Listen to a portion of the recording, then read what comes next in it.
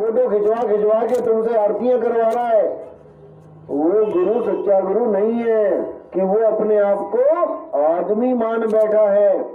अरे आदमी तुम इस जन्म में हो, पिछले जन्मों में क्या थे?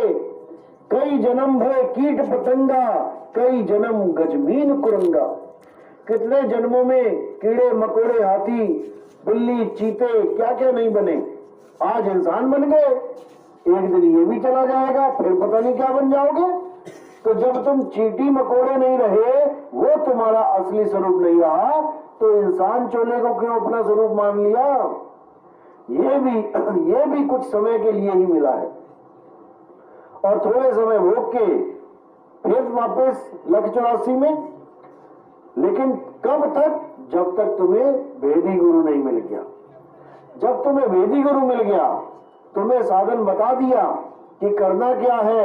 अरे ना कहीं आना ना कहीं जाना, आपे में आप समाना।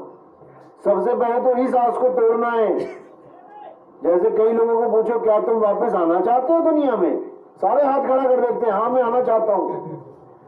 अब उनसे पूछो क्या तुम जाना चाहते हो दुनिया, जाना नहीं चाहता। अब बिना गए आओगे कैसे भाई? बिना गए आने की आस लगा ली है तो जाओगे कैसे? तो कह रहे ना कहीं आना, इस दुनिया में वापस नहीं आना, और ना कहीं जाना, यानी किसी लोक में भी मत चले जाना कि कोई कहे मैं तो स्वर्ग में जा रहा हूं, मैं तो अलग लोक जा रहा हूं, सतलोक जा रहा हूं, अनामी लोक जा रहा हूं, ब्रह्म लोक जा रहा हूं, शिव लोक जा रहा हूं, गोलोक जा रहा हूं। किसी लोक में नहीं जाना। ना कहीं आना ना कहीं जाना, आपे में आप समाना।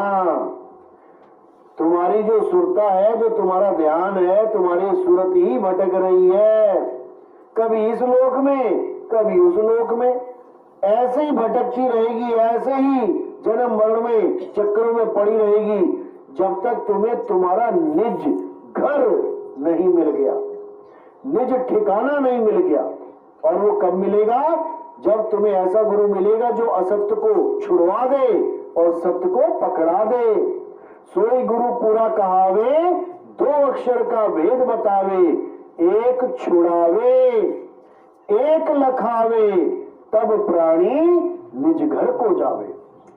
तब प्राणी निज घर को जाएगा जब तुम्हें ऐसा गुरु मिलेगा जो इन 52 अक्षरों को छुड़वा दे और उस आदि अक्षर रूपी आत्मदेव का लखाव करा दे। क्योंकि हे अर्जुन, आत्मा ही सत्य है। आत्मा का ना तो कभी जन्म होता है, ना ही आत्मा की कभी मृत्यु होती है। इस संसार में जो कुछ भी बदल जाता है, जो कुछ भी पैदा होता है, वो असत्य है, माया है। यहां तक कि हमारी जो काया है वो भी माया है, वो भी बदल रही है। और भजन भी गाते हो, कभी राम बन के कभी श्याम बन के चले आना। तो यानी जो बदल रहा है, कभी राम बन के कभी श्याम बन के, जो बदले सो माया संतों, जो बदले सो माया। लेकिन आत्मा नहीं बदल रही। आत्मा अजर अमर अखंड अविनाशी अटल सत्य है। आत्मा अचल है, आत्मा नित्य है, शाश्वत है, पुरातन है, सनातन है। अगर कोई कहता है कि मैं सनातन धर्म का हूं, तो उसे आत्मज्ञान होना चाहिए। अगर वो किसी शरीर की पूजा करता है और कहता है कि मैं सनातन हूं, सनातनी हूं, वो नहीं है सनातनी, क्योंकि वो उसकी पूजा कर रहा है जो कल को बदल जाएगा। तो किसकी पूजा करनी है? जिसको शस्त्र काट नहीं सकता, अग्नि जला नहीं सकती, वायु सुखा नहीं सकती, जल भिगो नहीं सकता, उस आत्मदेव को जानना है। उसी को जानना ही भक्ति है, सत भक्ति। बाकी जितना भी है वो जब तब व्रत है, भक्ति नहीं है वो। इसीलिए आत्मा को जानो, सत्य को पहचानो, तभी आत्म कल्याण होगा, नहीं तो नहीं होगा। कितना ही जोर लगा लो, नहीं होने वाला। तो इसीलिए सारे संतों ने एक ही मुद्दा रखा है कि आत्म मही राम, राम मही आत्म, चीनस गुरुमुख विचारे। कि अगर परमात्मा को ढूंढना है तो कहीं और मत ढूंढो भाई। अगर घी को ढूंढना है तो कहीं और मत ढूंढो, दूध में ढूंढो, दूध में मिलेगा, लेकिन विधि के द्वारा। सबसे पहले तो मुझे पता लगे मैं हूं क्या। अपने आप को शरीर मान के बैठे हम सब। जब तक हम अपने आप को आत्मा नहीं जानेंगे परमात्मा मिलने वाला नहीं है, क्योंकि वो तो हम में रम रहा है। जो तिलमाही तेल है और जो चकमक में आग, तेरा साईं तुझ में है और जाग सके तो जाग। तू किसकी पूजा करने लग गया? अरे तेरे पास शरीर है, तेरे पास आत्मा है, तू किसके शरीर की और आत्मा की पूजा करने लग गया? ये बल्ब किसके पास जाए, ये पंखा किसके पास जाए? करंट को ढूंढने के लिए। अरे इसके पास ही करंट है, तभी तो चल रहा है ये। ऐसे ही परमात्मा तुम्हारे पास है। नर नारी और कीट पतंगा सार शब्द सब ही के संगा।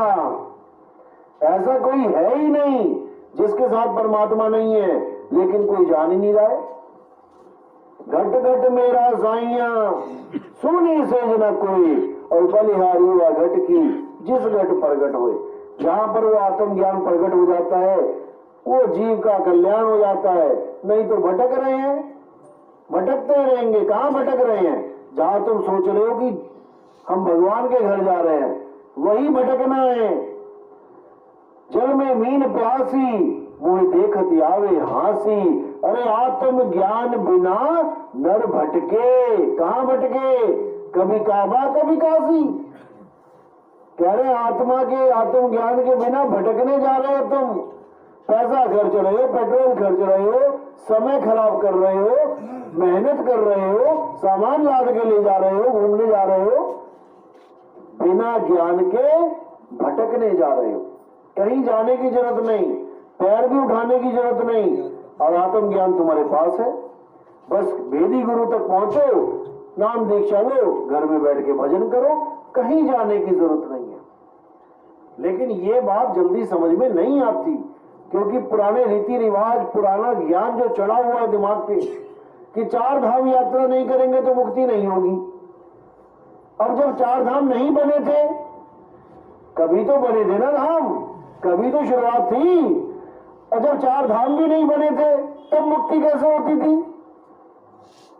किसी को नहीं समझ में आ रहा। बस यही समझना है, जो बना है वो बिगड़ेगा, और जो बने और बिगड़े को पूजेगा वो भी बनेगा और बिगड़ेगा। और जो उसको पूजेगा, जो बनता बिगड़ता नहीं है, तो वो भी सत्य में समा जाएगा। उसको भी अब वापस आना नहीं पड़ेगा।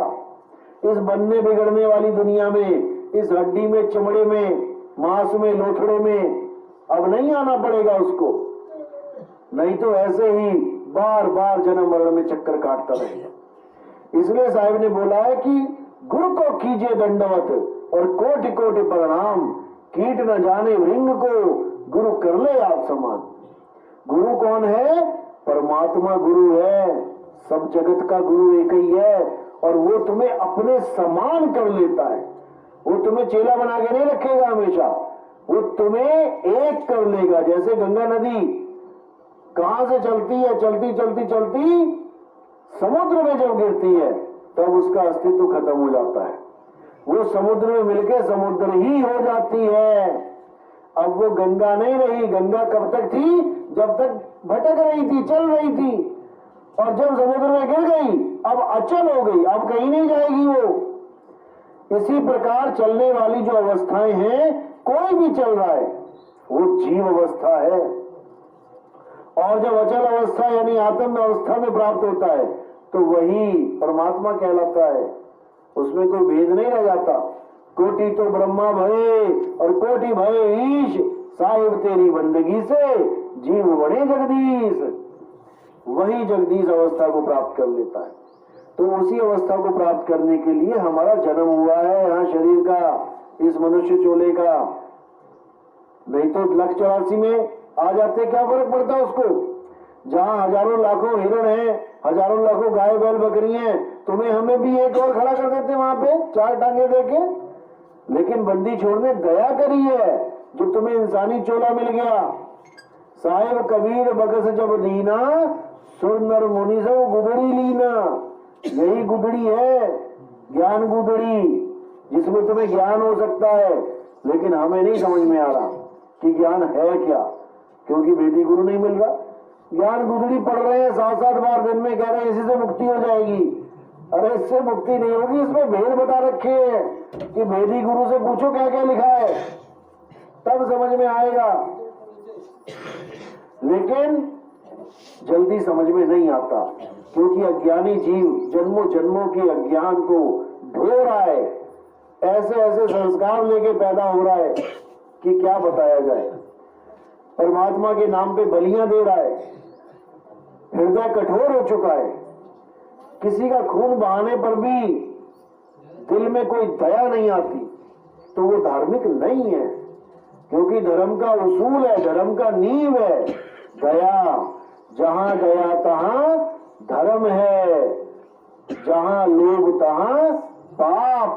जितने भी पाप हो रहे हैं आज दुनिया में, केवल लोभ के कारण, लालच के कारण। जितने भी है जितने भी रिश्वत चल रही है, लालच के कारण। जितना भी भ्रष्टाचार है, लालच के कारण।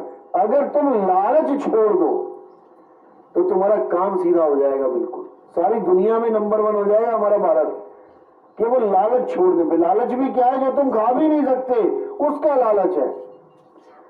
तुमने खानी 4 रोटियां ही हैं, सुबह दोपहर शाम, लेकिन तुम इतना ज्यादा लालची हो गए हो कि तुमने, अगर हिसाब लगाओगे, मैं उनकी बात कर रहा हूं जो भ्रष्टाचारी लोग हैं, सारी उम्र में वो अच्छा जीवन जीने के लिए ज्यादा से ज्यादा 1 करोड़ रुपए बहुत होता है तुम्हारे 70 साल निकालने के लिए। लेकिन ये पेट नहीं भरेगा उनका। 1 करोड़ छोड़ो, 1,000, 1,00,000 करोड़ इकट्ठा करने पर भी उनकी भूख शांत नहीं होगी, जबकि सारी उम्र खाए तो खा भी ना पाए। क्या खाओगे? सारी उम्र सारे दिन खाते रहो, सारा दिन गाड़ियों में घूमते रहो, तब भी वो खत्म ना होगा, लेकिन भूख शांत नहीं हो रही है। और जितना भी तुम 2 नंबर का इकट्ठा कर रहे हो, वो तुम्हारे सिर के ऊपर बोझा पड़ता जा रहा है। अब तुम्हें अगला जन्म ऐसा मिलेगा, क्योंकि तुमने जिन लोगों से गलत तरह से पैसा कमाया है, अब तुम उन्हीं लोगों के बीच में उन्हीं से भीख मांगते फिरोगे। अगला जन्म ऐसा दर्दनाक होगा, जैसे ये पागल घूमते हैं, देखो अधनंगे, पता नहीं होता कपड़ा है कि नहीं, गंदे बाल, गंदे संदे, ये उन्हीं लोगों के हाल हैं। तपो राज राजो नरकम, ये उन्हीं लोगों के हाल है जो भ्रष्टाचार कर रहे हैं, दुनिया को लूट रहे हैं। इनकी ऐसी दुर्गति होगी कि कोई सोच भी नहीं सकता। और इनको इनकी फिल्म दिखा दी जाए थोड़ी देर की कि तेरा साथ ये होने वाला है, तो ये सब छोड़ देंगे 2 पल में। लेकिन माया ने ऐसा अंधा बना दिया उसको कि उसको समझ में नहीं आ रहा कि जो तू इकट्ठा कर रहा है वो बीज बो रहा है अपनी बर्बादी के, जिसका तुझे एक एक दाने का हिसाब देना पड़ेगा। तो इसीलिए कबीर साहब ने बिल्कुल साफ क्लियर बोला है। एक तो हो गया ये लोगों से लूटना, और एक गुरुआ लोग बैठे हैं कह रहे हैं तुमने अमीर होना है, काल की भक्ति करो, काल के नाम जपो, वो तुम्हें खूब सुविधाएं देगा। ओम कलियम हरियम शरियम जपो, खूब सुविधाएं मिल जाएंगी। कबीर साहब ने यह भी नहीं कहा कभी कि तुम काल से कुछ मांगो। उन्होंने क्या बोला? साहिब इतना दीजिए जामे कुटुंब समाए। काल इतना दीजिए कहां बोला उन्होंने? साहिब इतना दीजिए जामे कुटुंब समाए, और मैं भी भूखा ना रहूं साधु भूखा ना जाए। इससे ज्यादा तुम्हें मांगने की जरूरत नहीं है। तुम्हारे काम निकलते रहे, बस इतना बहुत है जीवन में। तुम्हारे काम ना रुके, बहुत अच्छा जीवन हो जाएगा। कहते बड़े बड़े जो दिखे लोग, उनको व्यापे चिंता रोग। जो तुम्हें लगता है ये तो बड़ा अमीर हो गया, उससे जाके तो पूछो उसकी हालत। तुम्हें रात में कभी सुनाएगा कहानी अपनी दर्द भरी कि यार जब से मैंने पैसा कमाया, मेरे तो रिश्तेदार मुझसे सब चिढ़ने लगे, नाराज होने लग गए, तो षड्यंत्र बना रहे हैं, पता नहीं कब टांग दे मुझे। तुम्हारे जान के लाले पड़ जाएंगे। एक फक्कड़ साधु नदी के किनारे बैठा है झोपड़ी डाल के, कौन मारने जाएगा उसको? और वही साधु दुनिया से माया इकट्ठी करके बना ले जरा महल। अब देखो कितने लोग घुसेंगे कि इसको जहर दे दो, इसको निकालो और इसके राज, इसके महल पे राज कर ले। ये हर जगह चलता आ रहा है। इससे बचना है तो रहो जगत से न्यारे, जगत क्या कर रहा है उसको जाने दो, तुमने क्या करने के लिए इस जन्म को धारण किया है, इस काया को धारण किया है, उस पर विचार करो। जब तक ये नहीं समझ में आएगा कुछ समझ में आने वाला नहीं है। तो इसी के लिए साहब ने बिल्कुल क्लियर बोला कि गुरु को चेला विष देवे, जो गांठी हुए दाम, और पुत्र पिता को मारता, ये माया का काम। हर जगह माया लगी है, कहां बच के जाओगे? इसलिए जहां तुम्हें लगे कि भाई यहां माया का घेर हो रहा है, कन्ना काट लो, साइड हो लाओ, क्योंकि तुम्हारा मकसद है ही नहीं माया के पीछे झगड़ा करना या माया के पीछे लड़ाई करना। हाँ, अपना हक जरूर बचाओ, लेकिन वो भी तरीके से, ये नहीं कि तुम लठ लेके चले गए, गोली बंदूक मार दी, उसको गोली मार दी। कानून के साथ चलो, सत्य के साथ रहो, परमात्मा अपने आप देख रहा है, वो निबड़ा करेगा। चलो, तो प्रथम दीक्षा वाले जो है वो आगे आ जाएं।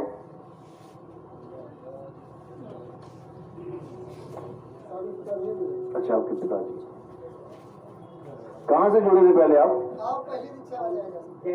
जय गुरुदेव में कितने साल रहे आप? 10-15 साल। अभी संतुष्टि है? सत्संग सुन रहे हो? समझ में आ रहा है? हाँ हाँ, पुत्र हैं आपके, समझाते हैं, बताते हैं पूरा। बहुत अच्छी बात है, बैठ जाओ। और कौन? आप कहाँ से?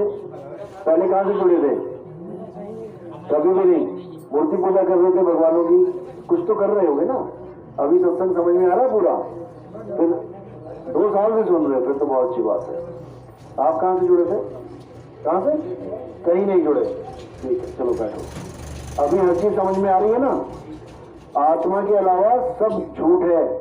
हाँ, फिर पूजा पाठ ये सब बंद करना पड़ेगा, ध्यान रखना। हाँ, आप कहाँ से जुड़े थे? हाँ, बहुत अच्छी बात है। समझ में आ रहा है क्या बता रहा हूँ मैं?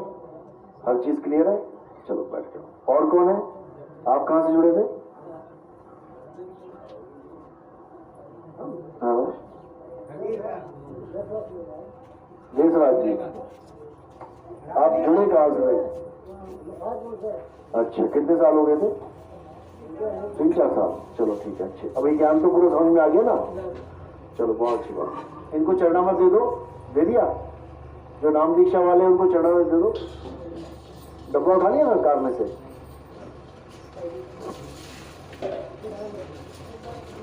है? हाँ, तो बात। नाम दीक्षा वाला वही है? नाम दीक्षा वाला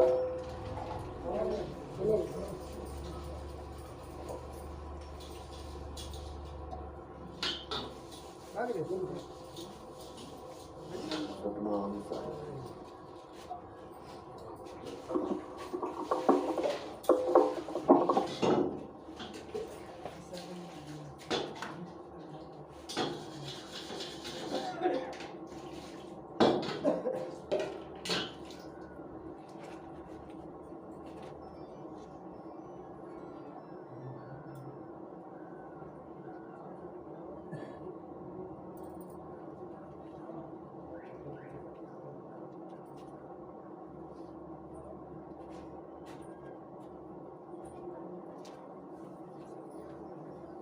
ये सब लोग साहब बहुत दिनों से प्रयास कर रहे हैं आपसे बात करने का, आपसे मिलने मामला लेने की। मामला? ये सब इन लोगों को मोबाइल पे मैंने बताया था सर। अच्छा, मेरी सुनने काफी। चलो, जब समय आता है तो अपने आप मिला हो जाता है। ये तहसील कौन सी पड़ी? शाहबाद। नहीं सर, हरदोई ब्लॉक 52 तहसील सगा हरदोई। नहीं अपनी नहीं बताओ। लोग आए हैं, सभी लोग आए हैं। है नहीं कोई।